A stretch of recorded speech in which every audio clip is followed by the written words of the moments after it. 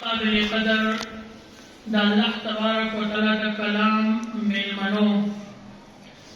د الله تبارک و تعالی ډیر لاکھ لاکھ شکر دی، ډیر د الله کرم دی، ډیر د الله تبارک و تعالی فضل دی چې د خپل کلام د اوریدو او په ختم کې د شرکت توفیق الله تبارک و تعالی را نصیب کړو. اللهم لك الحمد ولك الشکر. د الله تبارک و تعالی چې کوم خپل بندگان خوښ شي او د الله تبارک و تعالی د هغوی سره مینه محبت وي، نو څرنګه چې زموږ په دنیا کې د چا سره مینه زیات وي، محبت هم د چا سره زیات وي، تعلق زموږ د چا سره زیات وي، نو موږ به خلکو له په خپل پروګرامونو کې اول دعوت هغوی له ورکوو. ښادي ده، د چا کله په کور کې ښادي راغله، د چا کله په کور کې خوشحالي راغله، نو زموږ مینوالو ته د ټولو نه اول دعوت وي چې بھائی د ده سره زما تعلق دی، د ده سره مې محبت دی، د ده سره مې مینه ده، نو اول هغه خپل محبت والا ته ووایو چې زموږ دعوت له به خامخا راسئ. دغه شان د الله تبارک و تعالی د کلام د ختم په موقع باندې او د قرآن کریم د درس په موقع باندې الله تبارک و تعالی خپلو میلمنو له دعوت ورکوي. کوم چې د الله تبارک و تعالی خوښ وي، د چا سره چې د الله تبارک و تعالی مینه وي، د چا سره چې د الله تبارک و تعالی محبت وي، نو د هغوی په خپو کې الله تبارک و تعالی توفیق واچوي او هغه په داسې موقعو کې شریک کړي. او داسې موقع چې کله د قرآن کریم د ختم موقع به وه، نو حضرت ابن عباس رضی الله تعالی عنه فرمایي چې موږ به ډېر د لرې پورې سفر کوو د قرآن د ختم د برکت د شمولیت لپاره، چې په دې الله تبارک و تعالی دعاګانې قبلوي، په دې د الله تبارک و تعالی خصوصي انعامات او خصوصي احسانات په بندګانو باندې راوړېږي. نو یو خو که نارینه او زنانه موږ ټول په دې د الله تبارک و تعالی شکر ادا کړو چې الله ستا لاکھ لاکھ شکر دی، تا زموږ سره محبت دی، تا زموږ سره مینه ده، تا زموږ سره د دنیا او د آخرت د خلاصي او د نجات ذرایع راکړې او موږ د قرآن کریم ختم ته حاضر کړو. خاص کر په داسې شپه 25مه شپه ده، د دې په باره کې نبي کریم صلی الله علیه وسلم دا امکان ظاهر کړی دی چې تاسو لیلة القدر په دې شپه باندې تلاش کړئ، په دې کې تاسو عبادت وکړئ د الله. نو په داسې شپه او بیا د جمعې شپه هم ده، نو دا یقینا ډېر برکتي مجلس دی. الله تبارک و تعالی دې په خپل دربار کې قبول او منظور کړي او چې د دې توفیق الله تبارک و تعالی مفتی صاحب لا یا د هغې کور والا لا یا د شریکو زنانو لا نارینهو له توفیق ورکړی. الله دې دا د دوی د دنیا او د آخرت سرمایه وګرځوي. عزتمندو، الله تبارک و تعالی زموږ سره ډېره مینه ده، ډېر محبت دی. کله کله سړی سوچو چې د الله دې محبت ته، د الله دې مینې ته، نو الله کولی سړی خپل ځان ته وګوري چې ای خدایه ستا زموږ سره څومره مینه ده، څومره محبت دی، او زموږ دې کارنامو ته او زموږ دې طریقو ته وګوره، زموږ دې طرز عمل ته وګوره، زموږ دې لویۍ ته وګوره، زموږ دې تکبرونو ته وګوره، زموږ د مال حال دې شوق او دې محنت ته وګوره، او الله ستا دې لوی باچاهۍ ته وګوره. کله سړی ډېر زیات خفه شي، تعلق زموږ سره ډېر زیات محبت دی، ډېر مینه ده. د دې دوو سورتو نه مخکې سورت اخلاص قل هو الله احد الله الصمد لم یلد ولم یولد ولم یکن له کفوا احد، د دې د شان نزول په باره کې د نبي علیه الصلاة والسلام په خدمت کې مشرکین حاضر شول او نبي علیه الصلاة والسلام ته وی محمد صلی الله علیه وسلم ته مونږ یو الله طرف ته رابلې، ته مونږ ته وایې چې الله یو دی، واحد لا شریک دی، د هغه عبادت وکړه. نو د دغې الله څه کیفیت خو راته بیان کړه، دا څنګه الله دی، د ده کیفیت څنګه دی، د چا نه پیدا دی، څوک دې پیدا دي. د دې مطلب اصل کې دا و چې د دې مشرکانو خدایان چې دي نو هغه د څه د خاورو نه جوړ دي، څه د چاندۍ نه جوړ دي، څه د سونې نه جوړ دي، څه د څه نه جوړ دي. نو د دې دا خیال و چې د الله هم علیاذ بالله داسې د څه نه جوړ دي. دوی ته پته نه چې زموږ الله هغه د باچاهانو باچا دی. زمون الله هغه قابل قدرت او قابل قدرت بادشاہ دی او هغه نه د چا نه پیدا دی نه دي څوک پیدا دي او کله کله دوی خپل مرګرو ته وین زم الحمدلله زمون الله ډېر ښکلی بادشاہ دی زمون الله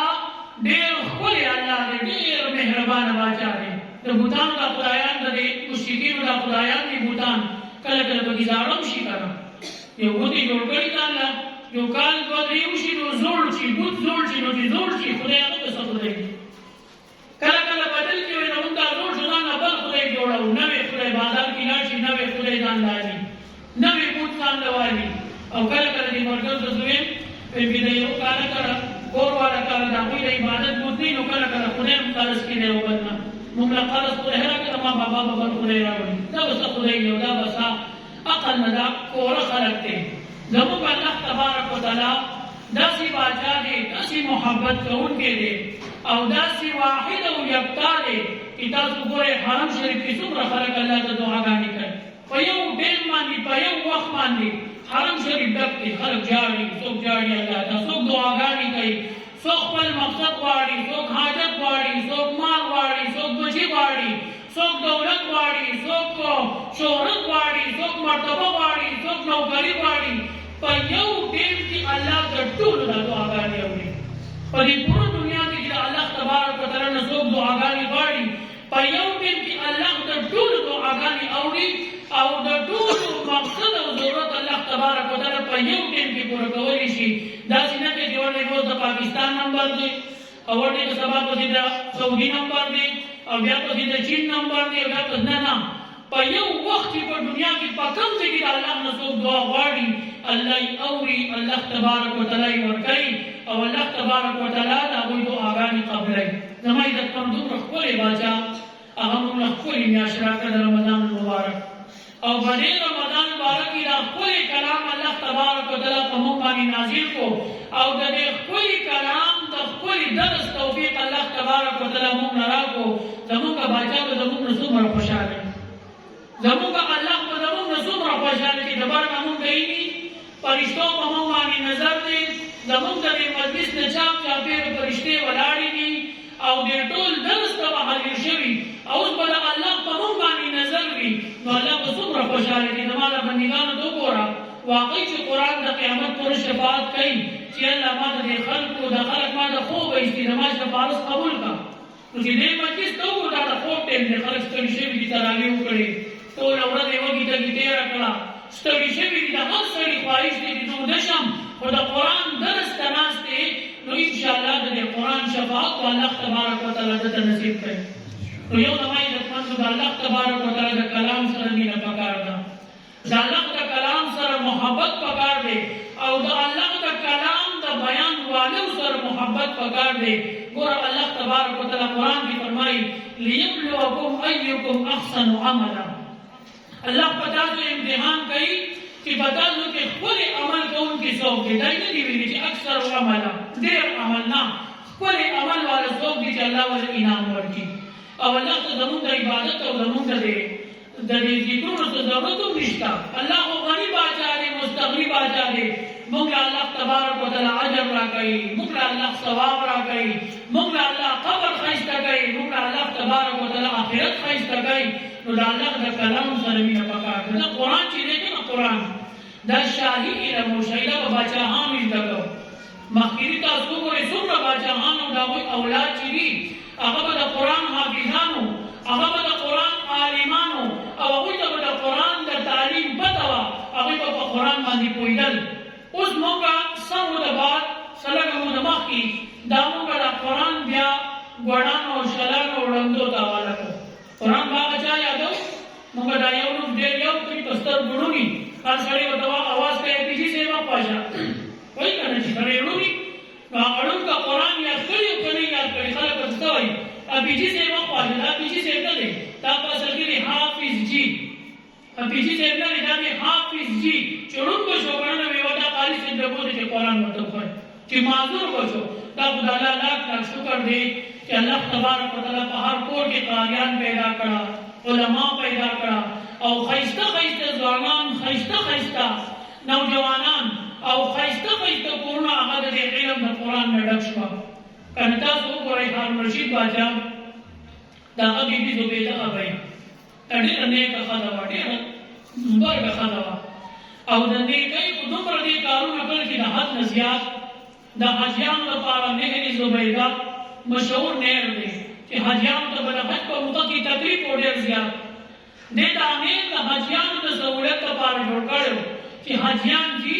او دوی ته په لار کې د اوبو تکلیف نه وي. ډېره لویه کارنامه ده د اسلام نهر زبیده. اوس وچ شوی خو په هغه وخت کې ډېر مشهور نهر و، ډېر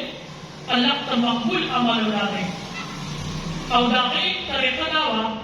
چې د هغې په محل کې چې بچیان نوکري کول که نه نو د چپړاسي نه والا تر د غټې عهدې پورې به ټول حافظ قرآن او د قرآن حافظان به د هغې د محل د هغې د محل دغه شرایط او ضوابط دا وو چې هغه به حافظ قرآن که جاړوکه خو هغه هم د قرآن حافظ و، که چوکیدار و هغه هم د قرآن حافظ و، که کلک و هغه هم د قرآن حافظ و، که د هغې دربان هم به د قرآن حافظ و. دا به د هغې محل د قرآن د حافظانو نه ډک و. او بل به دا د هغې کمال و چې به د خپل محل کې خاص خاص ګټونه جوړ کړي دي، یو طرف ته ګټ، بل طرف ته، بل طرف ته، بل طرف ته. په هغې کې به یې صرف حفاظ قرآن ساتل صرف د دې لپاره چې بس تاسو صرف د قرآن تلاوت کوئ، بس د هغوی به بل کار نه. قرآن لولئ، د قرآن تلاوت کوئ چې هغوی به د قرآن تلاوت کوي، د دې به دا خیال چې زه په کوم ګټ تېرېږم او قرآن اورم، بس په کوم ګټ تېرېږم او قرآن اورم. نو دا قرآن هغې په خپل محل کې داسې خور کړی و. نو نه د هغوی په محل په کور کې ناچاقي وه، نه د هغوی په کورونو کې جنګ جګړې وې، نه د هغوی په کورونو کې فسادات او اختلاف و. زمونږ کورونه ولې د دې فساداتو نه ډک دي؟ موږ قرآن هغه د زړه سره لګولی نه دی. موږ قرآن سره مینه نه ده کړې، موږ قرآن والو سره مینه نه ده کړې. که موږ قرآن سره مینه وکړه، د قرآن والو سره مینه وکړه، په قرآن هم ځان پوه کړو، زما دې قسم زندګي به هم ښایسته شي، هم دنیا هم آخرت. او زموږ استاد محترم مفتي عبدالرؤف صاحب دامت برکاتهم هغه یو واقع ذکر کول، فرمایي یو شیخ صاحب وفات شوی و، نو د وفات نه بعد چا په خوب کې ولیدو، په خوب کې ولیدو شاګردانو. نو چا دې تپوس وکړی حضرت څنګه معامله ده، الله سره څنګه معامله وکړه؟ نو هغه شیخ صاحب ورته په خوب کې وفرمایل چې بچیا الله راته ډېره ښکلې معامله وکړه او زما اعمال به الله تبارک وتعالی قبول کړه، ښکلې بدله الله تبارک وتعالی راکړه او الله تبارک وتعالی زما سره ډېره ښکلې معامله وکړه. په حیران شوم چې زما نه مخامخ یو سړی دی او ما ته مخامخ، د هغه په محل زما نه اوچت دی او د هغه په درجه زما نه اوچته ده. ډېر حیران شوم چې خدای پاکه د به کوم یو عمل کوو چې دا عمل ما نه دی کړی چې د زما نه په دې مرتبه کې اوچت دی. چې کله شاګرد یې راپاڅېدو نو هغه نښانې خانه ورته شیخ صاحب په خوب کې ښولې وه چې تانکې سړی دی. نو دا شاګردان لاړل، دا کور والا یې تپوس وکړو چې دی سړی چې خو د هغې غریب سړی و، فقیر سړی و، مزدورکار سړی و، نه ډېر بزرګ و، نه ډېر لوی علم والا و. نو تپوس یې وکړو دا کور والا نه چې دی بابا به څه عمل کوو؟ نو کور والا ورته هېڅ عمل یې نه و، بس غریب ځانه مې مزدوري کوله او څه خاص عبادت یې دومره نه و. وایي نه څه عمل خو به یې داسې و، وایي نه که نه قرآن هم نه ویلی، قرآن ول هم نه ورتلو. نو وایي عمل به یې داسې څه کوو؟ وایي عمل به یې داسې کور والا وایي یو خبر راته یاده شوه، وایي عمل به یې داسې کوو که نه چې قرآن یې نه وویلی نو قرآن ته به خفه شو. کله چې به کور ته راغی نو د تاقچې نه به یې دا قرآن راواخېستو او دا قرآن به یې د سینې سره ولګوو او د دې قرآن په دې کیلو باندې به یې ګوته راکړه چې الله زه خو په دې نه پوهېږم چې خدای دا څه دي، خو هر څه دي دا ټیک دي او دا رښتیا دي. او الله په دې کیلو کې چې څه دي نو پرې نه پوهېږم چې دا څه دي، خو الله هر څه دي نو ټیک دي او رښتیا دي. بس دا د هغه وظیفه وه چې الله په دې کې څه دي دا ټیک دي او دا رښتیا دي او دا ټیک دي او دا رښتیا دي او دا ټیک دي او دا رښتیا دي. چې وایي قرآن به یې بند کړو او خپل به یې په کتابچه کې به یې کېښودو. نو د دغه یو عمل راته یاد دي چې دغه عمل به دغه و، نور څه غټه نیکي د هغه نه وه. نو زما عزتمنو د دغه عمل د وجې نه الله تبارک وتعالی هغه له څومره ښکلی مقام ورکړو. نن زما عزتمنو زموږ د قرآن سره مینه کمزوري ده، زموږ د قرآن والو سره مینه کمزوري ده. په دې وجه الله تبارک وتعالی موږ له د عباداتو توفیق نه راکوي. موږ په قرآن اورېدو ولې ستړي کېږو؟ تاسو ګورئ تراو کې قرآن لوستل کېږي ډېرې پټې شو ستړي شو درس قرآن کېږي ډېرې پټې شو موږ ستړي شو ولې ستړي کېږو شیخ الاسلام مفتی تقی عثماني صاحب دامت برکات هم فرمایي زموږ جسم د ګناه نه ډک دی د ګناه نه ډک دی موږ ګناهګار یو نو چې کله زموږ ګناهونه ډېر شي کنه نو قرآن بیا موږ قرآن ته ستړي کېږو مشرکینو باندې به دا قرآن دروند لګېدو دروند د ټولو نه غټه دښمني د مشرکینو د قرآن سره وه پیغمبر اسلام ته قرآن به بیانوه چې څه کیا کوه ابوبکر صاحب ته به وایي چې څه کیا کوه قرآن به بیانوه چې قرآن بیانې که نه نو زموږ واړه هم جاړي د مشرکینو واړه د مسلمانانو نه ابوبکر صدیق رضی الله عنه به قرآن وي په لاره کې به ورتېدو نو مکې والا پسې راوړ چې دلته به نه وي په کمره کې دننه وایه دلته به نه وي ځکه چې هغه قرآن وي مشرکین زنانه به هم راغونډ شوه نارینه به هم راغونډ شوه ماشومان به هم راغونډ شوه د قرآن په مطلب په مفهوم د هغه اهل زبانو پوهېدل ژړل به ټول به ژړل دا څنګه کلام دی دا څنګه عجیبه کلام دی چې په مشرکینو اثر کوي نو مشرکینو به د ټولو نه غټه دښمني د قرآن سره وه زما عزتمنو نن هم زموږ په معاشرې کې که موږ وګورو زموږ د درسونو حالت وګورئ زموږ د تراوو حالت وګورئ زموږ د قرآن د ترجمو حالت وګورئ زموږ د قرآن سره مینه کمه ده او چې مینه هم کمه ده کنه بیا رانه الله خفه او چې الله رانه خفه شي نو بس بیا زموږ معامله کمزوري شوه کنه چې الله رانه خفه شي کنه الله تبارک وتعالی زموږ سره دومره مینه ده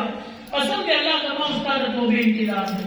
الله ته زما او ستا د توبې انتظار دی چې زما دا بنده ما ته توبه کله وباسي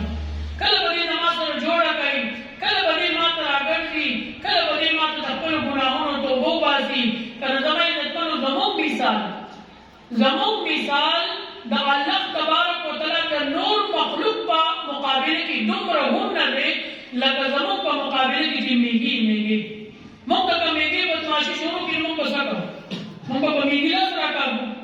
میږي موږ به وشي چې موږ ته بدماشي شروع کړي نو خو یو خپه به مې راکړو چې دې ته شي ته ګوره او زه بدماشۍ ته دې ګوره د الله د مخلوق په مقابله کې زموږ حیثیت د میږو نه دی او بیا زموږ د حالات او زموږ د ذهن سین او زموږ د تکبر زموږ د لوی دې معاملې ته ګوره بیا هم الله تبارک وتعالی موږ ته انتظار کوي بیا هم الله تبارک وتعالی زموږ سره مینه کوي بیا هم الله تبارک وتعالی زموږ د اعمالو د دې قدرداني کوي کله د نبي علیه الصلاۃ والسلام صحابي حضرت عمر رضی الله تعالی عنہ په زمانه کې یو ډېر عجیبه واقعه شوې وه روایت کې راځي په مکه کې مدینه کې یو ګانو بجانو والا سړی و نوجوان هلک و هغه به ګانې بجانې وې نو چې کله یې ځواني وه نو ښایست هم و اواز هم ښکلی و هر چا به دعوت هم ورکړو هر چا به هغه راغوښتو مو ګانې بجانې به یې وویل نو ښکلې انعام او پیسې هم میلاو شوې چې عمر زیات شو اواز خراب شو او هغه کشش د هغه په ګانو بجانو کې نه و چې کوم د هغه ځوانۍ په ګانو بجانو کې د هغه کشش و او خلکو به هغه له دعوتونه ورکول او مجلسونه به یې جوړوله چې کله عمر زیات شو اواز یې خراب شو حالات یې مالي حالات یې ډېر خراب شو ډېر زیات یې خراب شو نه چا دولت ورکو نه چا دعوت ورکو نه چا پیسې ورکولې یو ورځ به مسجد جنت البقیع کې ګرځېدو او الله تبارک وتعالی ته ډېر عجیبه غوندګي فریاد وکړو الله ته عرض کوي الله زما आवाज خو نو خلکو به دعوت هم راکړو ګانې بجانې به مې وویل نو خلکو به مال راکړو زما هغه انسان هم د مزې و زما هغه معامله د مزې وه الله اوس زما आवाज خراب شو او زما حالات ډېر زیات کمزوري دي الله ما ته ډېر تکلیف دی او الله ما له ډوډۍ راکړه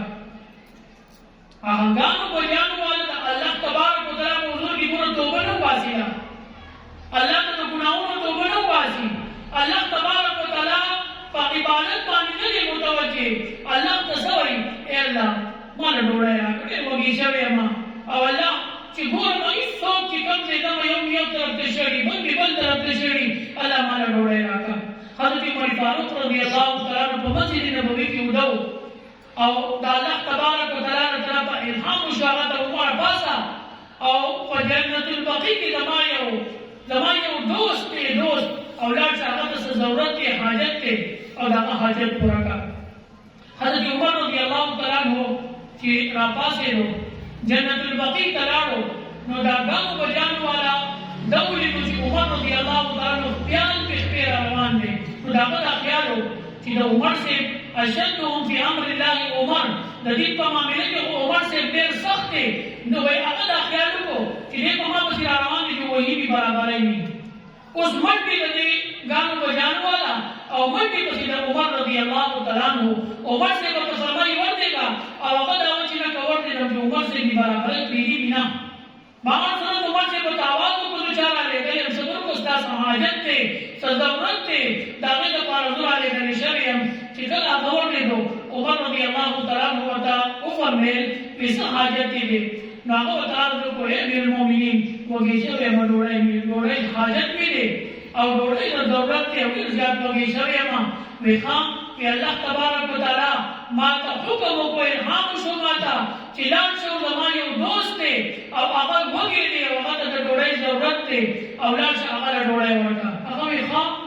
وایي دا الله تبارک وتعالی ته په ما پسې راولېږلې. وایي هم د الله تبارک وتعالی له طرفه دا حکم و ما ته دا الهام وشو. هغه وایي ښه وایي دومره عظیم باچا دومره لوی باچا دومره قدردان باچا چې ما چېرته د هغه عبادت داسې نه دی کړی، ما هغه ته توبه نه دی ایستلې، ما هغه ته سر په سجده نه دی کېښودی. نن ورته ما د ډوډۍ لپاره اواز وکړو او هغه په ما پسې امیر المؤمنین حضرت عمر فاروق رضی الله تعالی عنہ راولېږو. وایي الله پاک زما دا زندګي پوره ده. وایي بس الله دا زندګي مې پوره ده، ټوله زندګي مې په نافرمانۍ کې تېره کړه. الله ته خو دومره ښکلې باچا یې، الله ته خو دومره مهربان باچا یې، الله ته خو دومره قدردان باچا یې چې ته د خپل بنده په ډوډۍ باندې لبیک وې.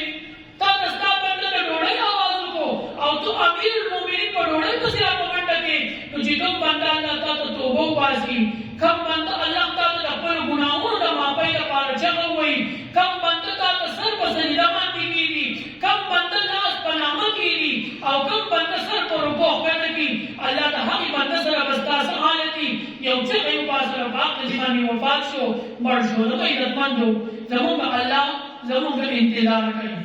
زموږ الله تبارک وتعالی زموږ انتظار کوي او بیا الله تبارک وتعالی زموږ اعمالو کې غټ اعمالو ته نه ګوري چې داسې اعمالو کې چې دې بنده حجونه کړي دي که نه دي کړي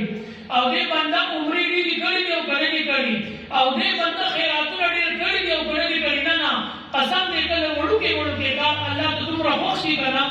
دومره وړوکې کار الله ته خوښ شي چې هغه د سړي په نظر کې د نیکۍ حیثیت او ډولري نه چې دا په غټه نیکي. که مزبیده ابی د هغې تذکره چې ما وکړه ډېر لوی نیک کارونه کړي، ډېر نه زبیده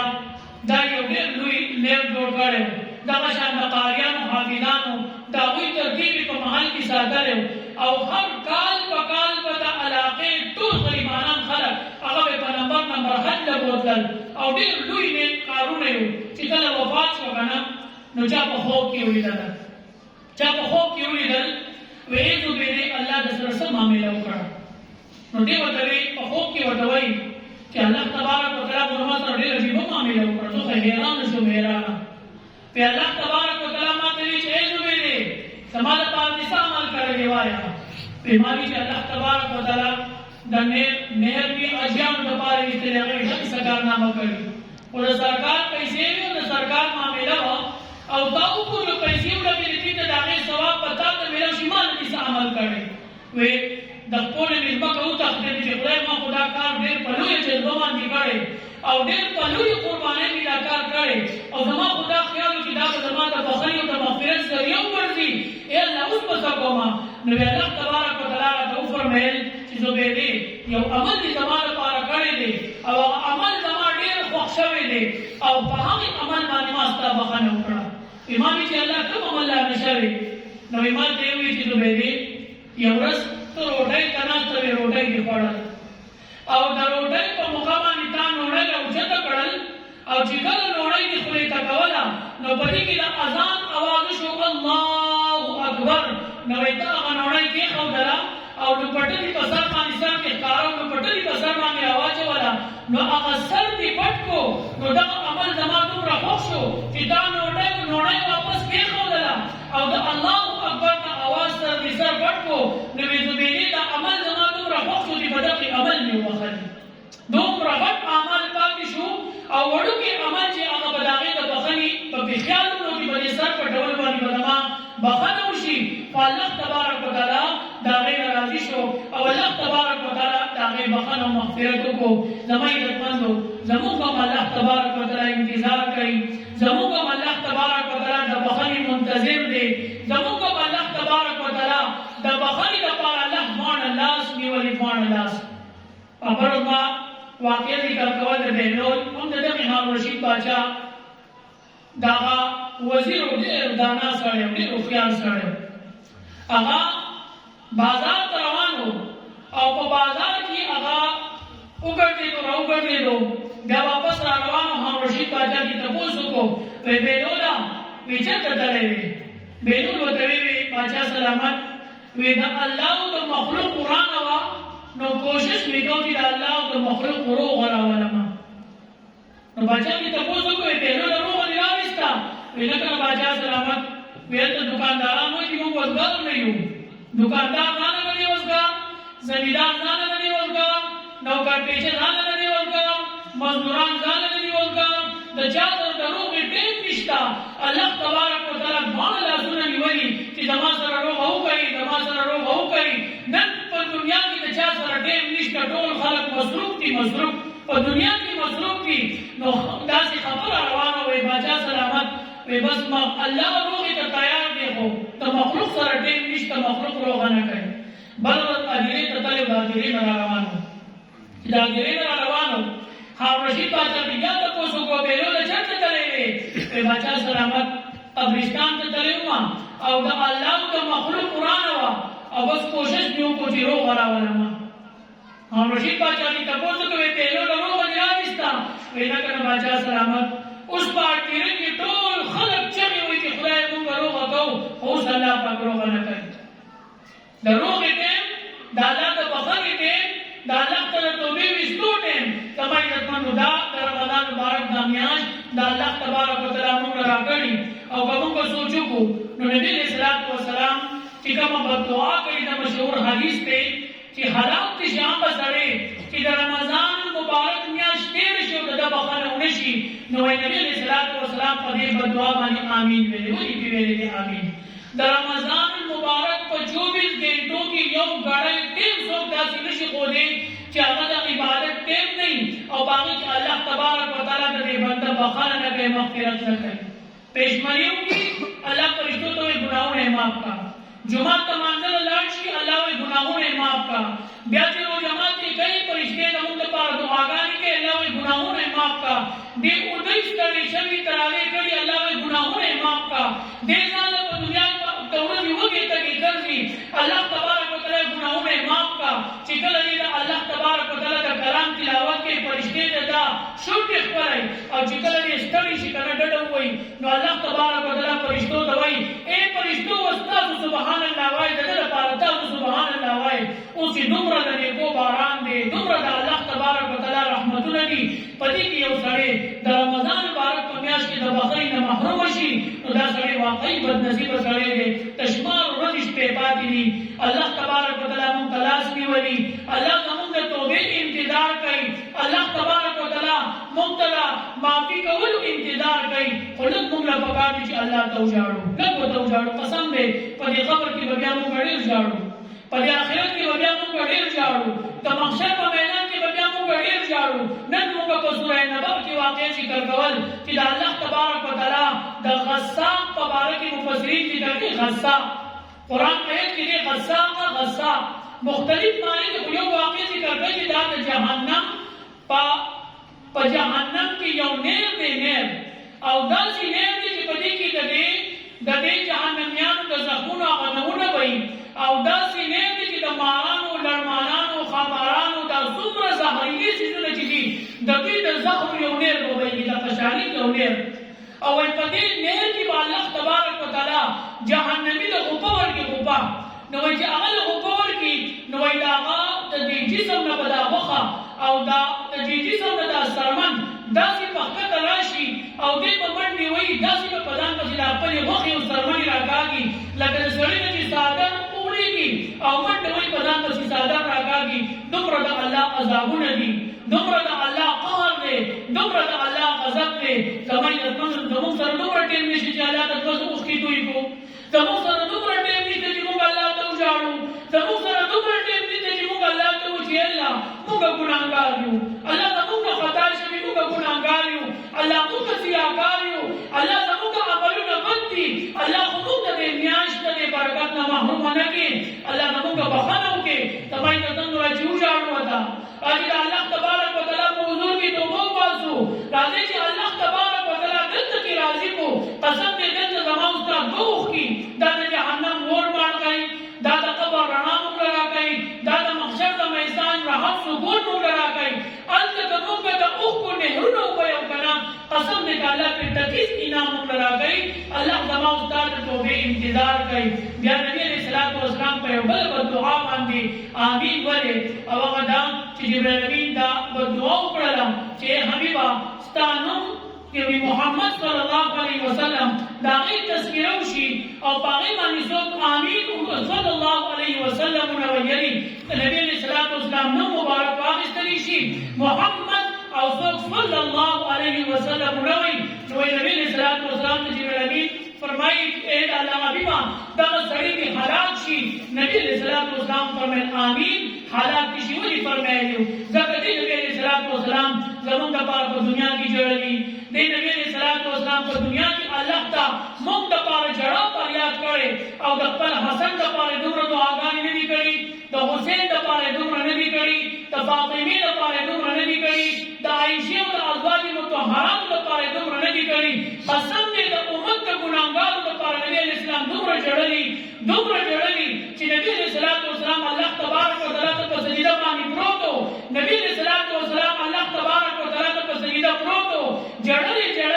فاطمہ بھی ابیر راغلل نبی علیہ السلام نے ورمکو دا اللہ حبیبہ ولی جاڑے نبی علیہ السلام تو فرمائے اے بچیا اے زمان جسم ٹکڑے اے خوگی فاطمی جبریل امین ما دیویلی چی زمان دا امت گناہگار پا جہنم کی زمان سر دبی گناہگار فکر دے زمان سر دبی گناہگار فکر دے اوزو اللہ تجارن چی اللہ زمان دا امت برگان پا پلکار کئی علماء پا پخپل دے قاریان پا پخپل دے حفاظ حاجیان پا پخپل دے دیندار برگان پا پخپل دے اللہ دا گناہگار بخے قسم دے گناہگار دا پار جاڑی درے ورزی نبی علیہ السلام اجڑل دا اللہ دا طرف آیت نازل شو وَلَسَوْفَ يُعْطِيكَ رَبُّكَ فَتَرْضَى اے حبیبہ طالب استارب تم رسدر کی تو برازی شے تم خطاب اللہ نہ خطا کئی نبی علیہ السلام باسے دو اور نبی علیہ السلام تسلیو شوا تمہیں دتمندو دغا حبیب صلی اللہ علیہ وسلم زمان استاد پار جاڑی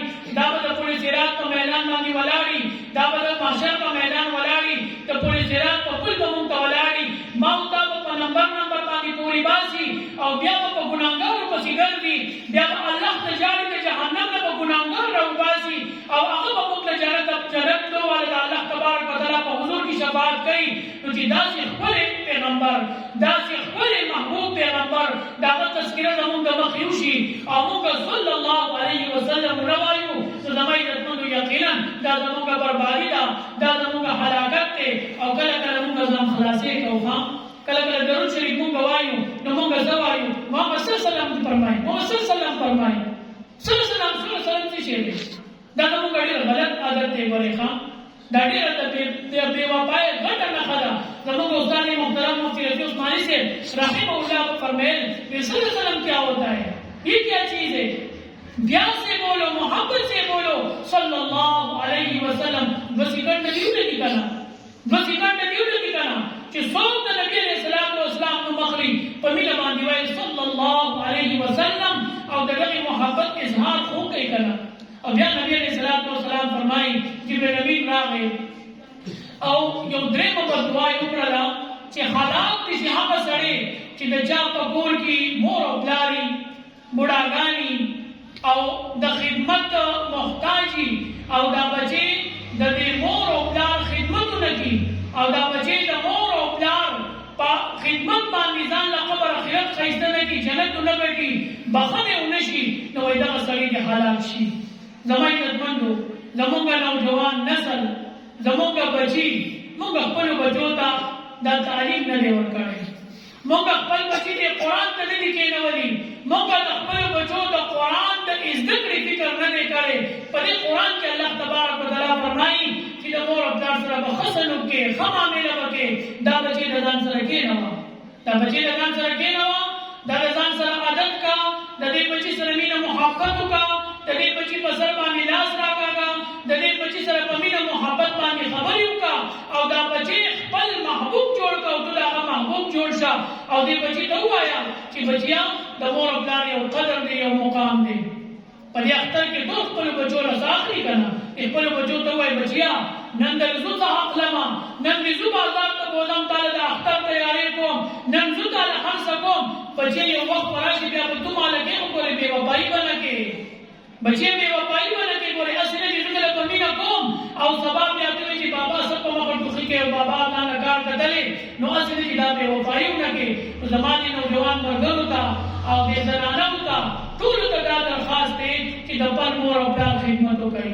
خپل مور او پلار خپې چاپې کوي، د خپل مور او پلار تنګي خپل کوي، د خپل مور او پلار قدر او عزت وکړئ، او د خپل مور او پلار باندې بې پیسو جنتونه عمرې وګټئ، او د خپل مور او پلار په خدمت باندې الله راضي کوي. قسم دی که د مور او پلار خدمت موږ وکړو نو که موږ ډېر حجونه نه دي کړي او عمرې هم نه دي کړي که نه، د مور او پلار په دې خدمت او په مینه به الله تبارک وتعالی موږ جنت راکړي. او که د چا مور او پلار نه زنانې هغه د خواښ اسخر خدمت وکړي، دغه خواښ اسخر دا د مور په مرتبه کې د هغوی خدمت وکړي. او که فرض که مور او پلار د چا نه نو هغه د مشرانو قدر وکړي، هغه د دې مشرانو ته په عزت باندې وګورئ. قسم دی د دغې مور او پلار خدمت دا به زمونږ د قبر ښایست شي، دا به زمونږ د آخرت ښایست شي، دا به زمونږ د جنت د تلو اسانه لاره جوړه شي. خو که مونږ د مور او پلار خدمت وکړو، مونږ د مور او پلار قدر وکړو او مونږ د مور او پلار ته په عزت باندې وکتل، الله دې د نبي علیه الصلاة والسلام د بددعا نه مونږ وساتي، او الله تبارک وتعالی د قرآن تعلیم مونږ ته رانصیب کړي، او الله دې زمونږ د قرآن سره مینه پیدا کړي، او د قرآن والو سره دې الله زمونږ مینه پیدا کړي. او آخرني خبره زما عزتمنو د قرآن خدمتګارانو سره مینه کوئ. دا علماء کرام، دا د دین دایان، دا د دین پتنګان، دا د الله تبارک وتعالی په ځمکه د الله تبارک وتعالی خوښ بندګانې ګناه به تیم کېږي، غلطي به تیم کېږي. شیخ علامه تانوي صاحب رحمت الله علیه فرمایي چې خلک د علماو نه او د دې دیندارو نه اکثر دا ګیله کوي مړه دا غلطي وکړه او دا ګناه یې وکړه او دا خطا دې وشه. ګوره عالم سړی چې دی که نه نو هغه د علم دعوه کوي چې ما علم کړی، د دې دعوه نه کوي چې زه باعمله یم، د دې دعوه یو عالم نه کوي چې زه 100% باعمله یم. هغه ستاسو په شان موږ هم طالبان یو، موږ هم ستاسو په شان انسانان یو، تاسو هم ګناه کېږي، زموږ هم ګناه کېږي، خو موږ هم مقابله کوو، تاسو هم مقابله کوئ. کله تاسو په مقابله کې پیل شئ موږ به پال شو، او کله موږ هم ستاسو په شان پیل شو په ګناه کې راشو. فرشتې خو نه یو، دا طالب علمان، دا علما دا چې دي نو د دوی نه به خطا هم کېږي، غلطي به هم کېږي. که دا د دې مثال په شان د ډاکټر دی، موږ ډاکټر ته لاړ شو نو یو ډاکټر دی هغه موږ ته پال هم ذکر کړي، دا په پال کې